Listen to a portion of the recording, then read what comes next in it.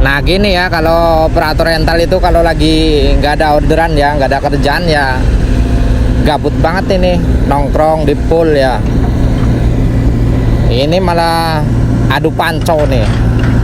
Tapi jangan ditiru ini teman-teman ya, nanti kalau ketuaan bos nanti bisa diomelin ini ya. Nggak bagus ini.